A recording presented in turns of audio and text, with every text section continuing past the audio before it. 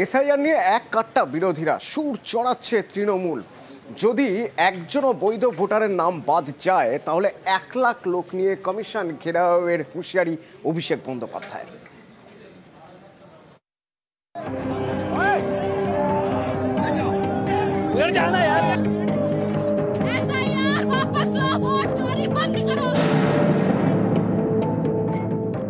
কালকের যেটা দেখেছেন আপনারা, এটা সবে শুরু।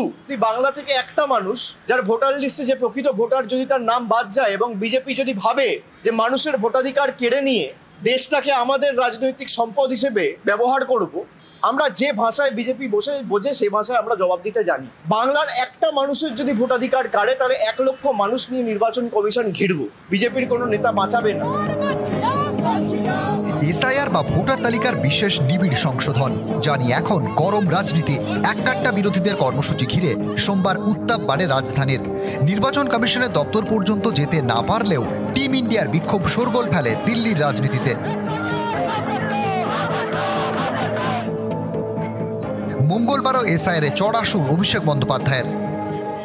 আমাদের রাজ্যের মুখ্যমন্ত্রী প্রথম এটা ধরেছিলেন যে এক ব্যক্তির একই এপিক নাম্বারে গুজরাটের ভোটার লিস্টে নাম রয়েছে, আবার উত্তরপ্রদেশে রয়েছে, আবার বাংলায় রয়েছে। কংগ্রেসের তরফ থেকে যে সাংবাদিক বৈঠকটা করা হয়েছে সেখানে স্পষ্টত দেখানো হয়েছে যে একই ব্যক্তি একই দিনে একবার বারাণসীতে ভোট করছে, একবার কর্ণাটকায় গিয়ে ভোট করছে। মানে একই এপিক নাম্বারে 5 জন 7 জন 10 জন করে ভোটার। আর নির্বাচন কমিশনের উপর যদি প্রশ্ন ওঠে বিজেপি ডিফেন্ড করবে কেন? এই এমপি গুলো তো বানের জলে ভেসে আসেনি। সব কটা প্রতিষ্ঠানকে তাদের কৃতদাস এবং কল্পিবাহকে পরিণত করেছে এই বিজেপির সরকার। সোমবার দিল্লিতে নির্বাচন কমিশনের দপ্তর পর্যন্ত যাওয়ার কথা ছিল বিরোধী সাংসদদের, কিন্তু সাংসদদের মিছিল সংসদ থেকে রওনা হতেই আটকে যায় দিল্লি পুলিশের ব্যারিকেডে। সেখানে পুলিশের সঙ্গে সাংসদদের ধস্তাধস্তি। এই ব্যারিকেডের সামনে থেকে আটক করে থানায় নিয়ে যাওয়া হয় বিরোধী সাংসদদের। অসুস্থ হয়ে পড়েন একাধিক মহিলা সাংসদ।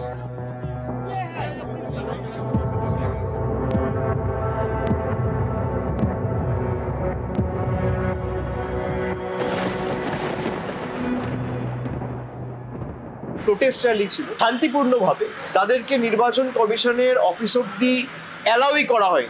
মহিলা সাংসদদের জোর জবরদস্তি চুলের মুঠি ধরে ডিটেন করা হয়েছে, পুলিশ লাঠিচার্জ করেছে। আমাদের কালকে একাধিক সাংসদ, মিতালি বাগ, সেও অসুস্থ হয়ে পড়েছে, আপনারা দেখেছেন, পুলিশের অত্যাচারের কারণ। দেশটাকে নিজেদের সম্পত্তি ভেবে সব প্রতিষ্ঠানগুলোকে নিজেদের রাজনৈতিক স্বার্থে কাজে লাগিয়ে এখন মানুষের ভোটাধিকারটুকুও কেড়ে নিতে চাইছে। বাংলা তৃণমূল কংগ্রেসের নাট্যকারদের দল হয়ে গেছে। আরামবাগের আমাদের ছোট বোন, সেও ভালো অভিনয় করছে।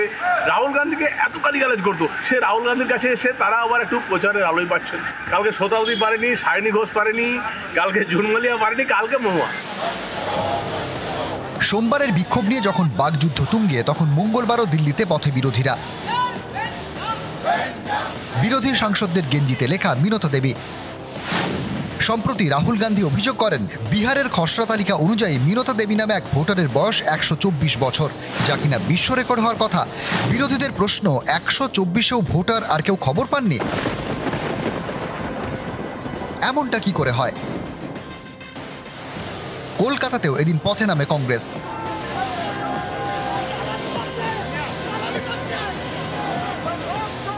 নিউজ 18 বাংলা।